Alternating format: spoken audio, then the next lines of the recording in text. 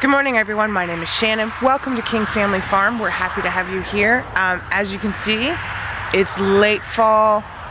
Things are starting to die off. The leaves are starting to turn. It is 1 degree Celsius this morning, and I'm kind of surprised we didn't get frost. We didn't, but we live in an area, you can see the fog over there, and the river is right there as well. And the river makes a huge difference about the frost dates. Our average frost date is September 23rd for this area, but because of the river, we're usually closer to October before we actually get it. But I always aim for September 23rd because I've seen frost in August. So you can see I've got some tomatoes here. Today we're going to get this all cleaned out. I'm going to pick every last tomato, get it out of here, and let them start ripening inside, and I need to deal with them because I will be busy driving a potato truck shortly for a couple of weeks for the potato harvest, and I won't be here to deal with them. So, and I won't have time to pick them in case I lose them to frost. And then you can see I've got zucchinis here, and they still look weirdly healthy, so I'm going to pick whatever's left there. And then right back there, there's a lot of kale. Now the kale is just going to get better as it gets cold. So we're going to leave that and continue to pick it and continue to use it. We're still running animals on pasture, which is fine, right up until basically the grass doesn't recover. So I run animals on pasture until it snows, which here is kind of like November-ish. So that's what we're up to today. I'm going to feed some animals, and we'll harvest these tomatoes. Is it breakfast time? Yeah? It's breakfast time? So the barn cats are still a little wary of humans, which is fine. They're mostly friendly, so, but they get fed well. If you're going to keep barn cats and you want them to stay around, they need to be fed.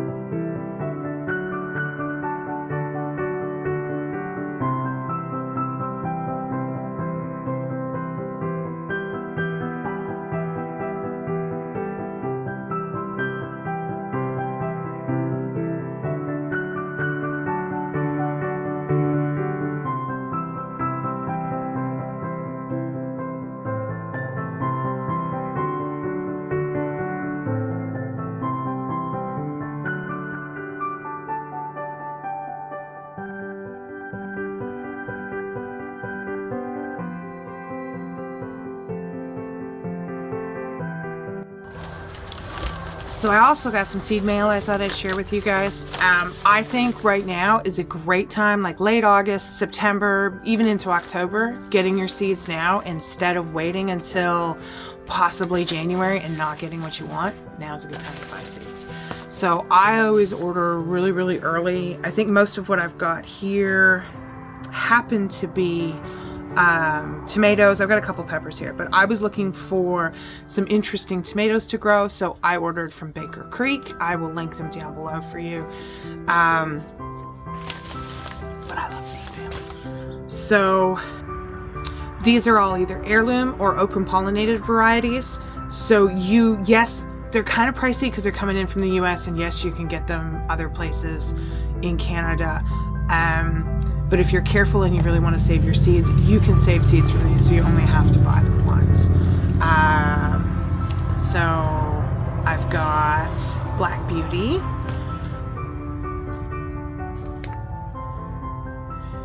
Dr. Witchy's Yellow.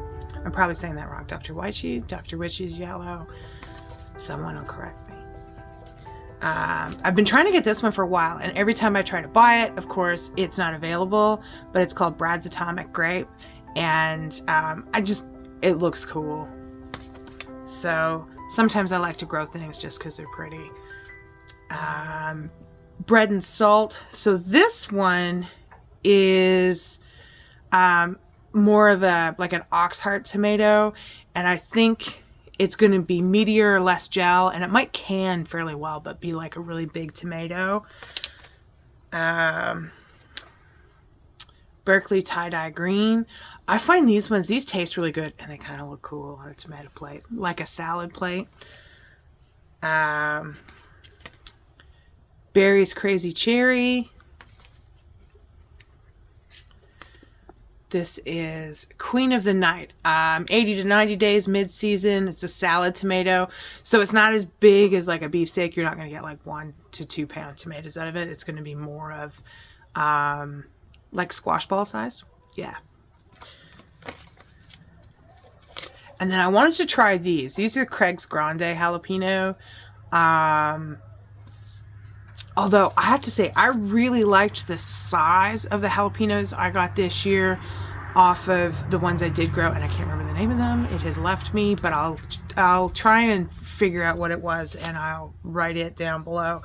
They were really big and really flavorful. Really enjoyed them, but I have wanted to try that Craig's Grande for a while, which is supposed to be really good for stuffing. So we're gonna try this. This is a Paul Robeson tomato. This is supposed to have really, really great flavor. It says on it, amazing smoky flavor that is so distinctive, sweet and smoky, 7 to 10 ounce fruit. And this is the Principe Borghese, which is the Italian heirloom, traditionally used for sun-drying tomatoes. And then after you get a certain number of seed packets, they send you some free seeds. Now, this is one of the free seeds they had sent me this year in the spring when I had ordered some stuff back in February, and I grew these out this year. And these are in line with the spiciness of a habanero, and they're really quite good. And they did ripen here for me undercover. I had them in my high tunnel, so they are, and they're still ripening now. Fairly large plant. And then they gave me these carrot seeds, which I'll definitely try because food.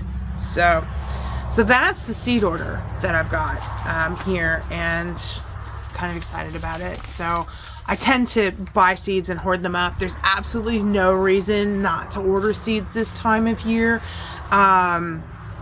Ordering seeds this time of year means you tend to get a better price.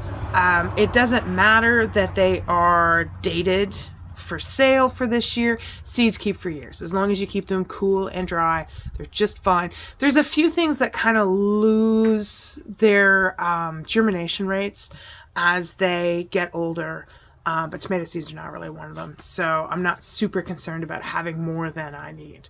So yeah, so I'm kind of excited to grow these. Of course, I'll do a video when I start planting these for next year. And I can't wait to see what they're like. I'm really excited about this particular one, Paul Robeson. That's the one I wanted to try. And I just really like having different tomatoes. I grew some different ones this year that I really liked. The pineapple one was really good. A little bit too much gel for me, but good and flavorful. And of course I grew black creme, and I grow lots of black creme. It's one of my favorites. I like it more than Cherokee Purple. It's the similar profile in flavor and type and color, but I prefer the black creme. So that's it for this year's tomato order from Baker Creek. Out here in my garden, you can see that everything's kind of looking a little sketchy, but we still have lots of ripe fruit. And what I want to do is harvest everything that looks remotely like it's going to ripen into flats. And then all of the green tomatoes I'm just going to put in a bucket because they will handle getting a little bit of bruising. We also have habaneros here that look good. But you can see we've got tomatoes. They're not beautiful for slicing, but they'll be just fine for making sauce. And then there's these green tomatoes, and those I can turn into chow chow. But there's a nice group of black creme over here that's absolutely going to start to ripen, but you can also see we have some dead. And I'm not sure that this is disease or it's just getting old and tired of being on the vine. But this is the kind of tomato that you get from a fasciated blossom. So 2 blooms that are fused together. You can see that there was 2 blooms, and then you get this weird shaped tomato. But this is going to ripen out just fine, and it'll taste good, and it'll be just great. So, and then these smaller tomatoes we'll slice up with some onions and make some chow chow. And then down here, I have to admit, this Sugar Rush peach pepper is the most prolific pepper I have ever grown. I'm really impressed with it. I'm kind of sad that it's in the ground and not in a bucket for me to bring inside, because it is just absolutely covered in fruit that is just on the verge of ripening. So I'm going to leave it as long as I can. I'm going to give it a couple more days. Friday is the full moon, and I think we really will get frost then. But what I might try and do with this one is actually cover it, and I think I can cover the odd thing. And then here, we've just got stuff growing. So this is like the Peppergate stuff. These are not what they're supposed to be.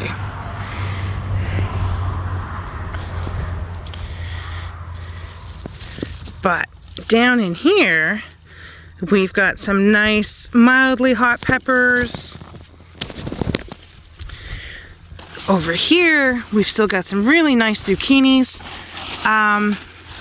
that we can harvest and cook with. There's still lots of food. You can see even they're not really succumbing to disease. There's just lots of food available this time of year, which is just fantastic. So, and of course you can see it's bright sun because there's lots of shadow. But there really is lots of food out here. But you can see the blight showing up really badly on these plants. This is not a tomato that I think I'd be willing to harvest and cook with. But there really is lots of fruit. These clearly were completely taken out by blight. They're very severely damaged, but there's some very healthy fruit there. I've got some late planted peppers here that actually don't look terrible, and they have some fruit on them, so I was just leaving them to let the stuff get as big as possible. And then we kind of have this jungle of tomatoes. There's lots of cherry tomatoes. I'm not super excited by this variety that just never seems to ripen. These are the Indigo Rose, and they just get to that stage and they sit there forever, and I'm just not thrilled by them. I'm not sure I'm going to grow them again. I might. There's lots of tomatoes on them. They're just not actually ripening. So this is what the Indigo Rose looks like when it ripens. It almost looks like a plum. It's also not the most flavorful of tomatoes. I don't know. I'm not super excited by it. I want to like it. I know a couple people who just absolutely adore it. I am just not that person. So these are some zinnias. I've just kind of left them for the pollinators. Look at that bee. They're not pushing out a lot of doubles, which I need for cut flowers, but they still look great, so I just leave them for the bees. And then over here you can see I've got some cosmos, and I'm going to pull seeds off those this year, which is what I grew them for, because I grew them for pollinators. Because what I want to do is next year, down the middle, I want to have a complete row that's just dedicated to growing flowers for pollinators to help my squash production and my tomato production.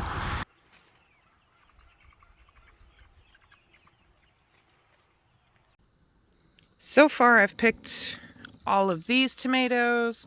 Those are the more ripe ones. I'm going to put them in my patio and see where we end up with them. But I have so many more tomatoes out there. This isn't even close to all of them.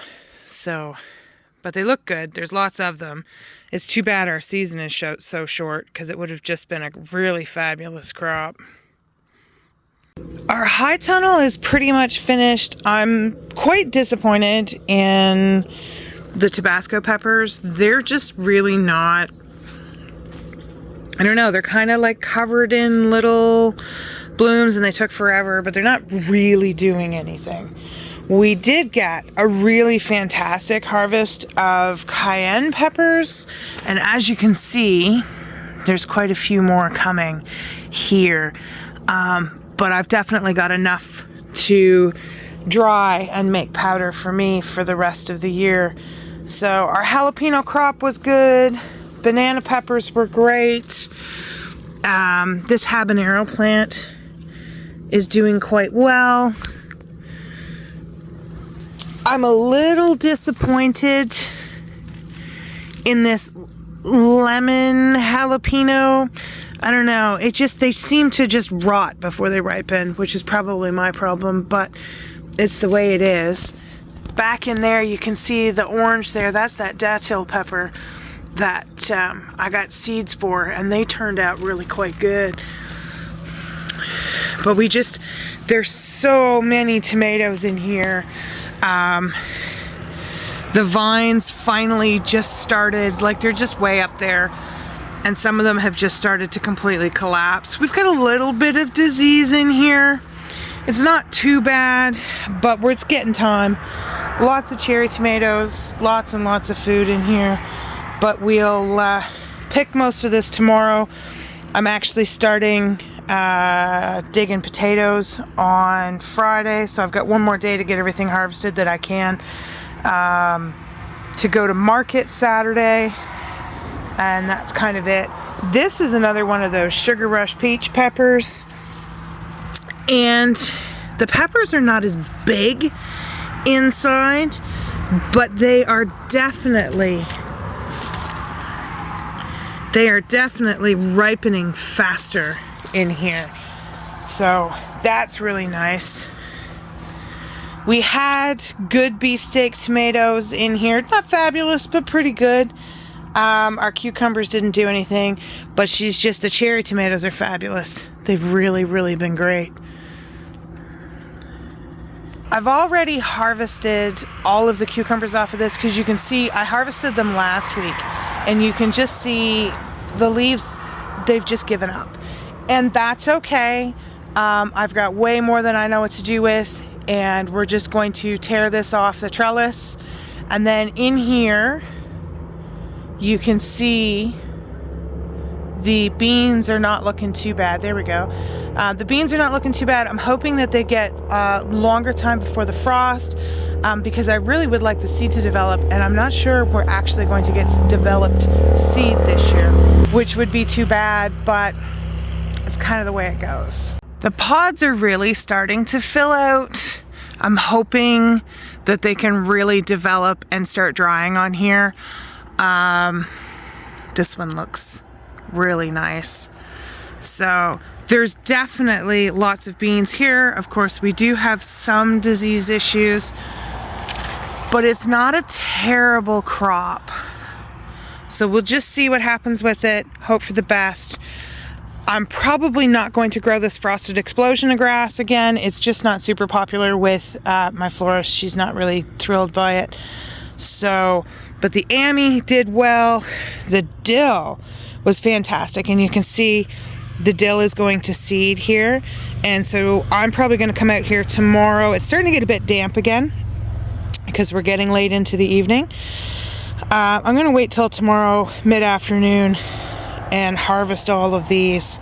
So you can actually harvest once you get to this stage, and they will turn into dill seeds. But I've got lots at this stage, more than I'm going to use in a year. So I'm just going to harvest what I can and go from there. I have really nice looking celery. It's very tall. The only real issue is it's just not that big around. Like, the stalks are not that big. Super flavorful. But yeah, the stalks are not massive, but this will actually tolerate a bit of frost. So we're going to leave some of this. I will harvest some for market. It smells fantastic. But this is the Ammi. It looks like Queen Anne's lace. It's kind of like that, but not really. I do have carrots growing in here. It's hard to see, but they are there. and we're just gonna let them go through frost. They'll sweeten up and be really nice. This is the bronze fennel that I grew this year, and I really rather like it. It has this cool looking flower. It smells delicious. It really does. It smells like licorice, and it's just such a great filler. It really is nice. It doesn't bulb though, so it's just kind of nice. The pollinators are enjoying it, and I'm just letting them do that. So here's a problem we're running into. The rodents are taking off the tops of my carrots. It's edible, it's not marketable, and it's not storable, but I'm hoping my cat starts doing her job. But there are carrots in here, but you can see there's another one, and the top has just been eaten right off. So that's a rodent issue. So hopefully we can solve that issue and not have to deal with it. We're starting to lose the light, so it's time to say goodbye. This is Oreo, one of our new barn kittens, and hopefully going to be rodent control so I don't have mice eating my carrots. I'm not very happy about that. Luna is doing very good at teaching them to hunt. She's been very, very attentive, so hopefully we won't have to worry about that next year. I know. Okay, are we gonna say goodbye? Where are you going? There. Don't want her to go too far. Hi, you've got burrs on you. Where have you been? Where have you been? Yeah, where have you been? So thanks for joining us today. Don't forget to like, subscribe, and share, and we'll see you here next time on the farm.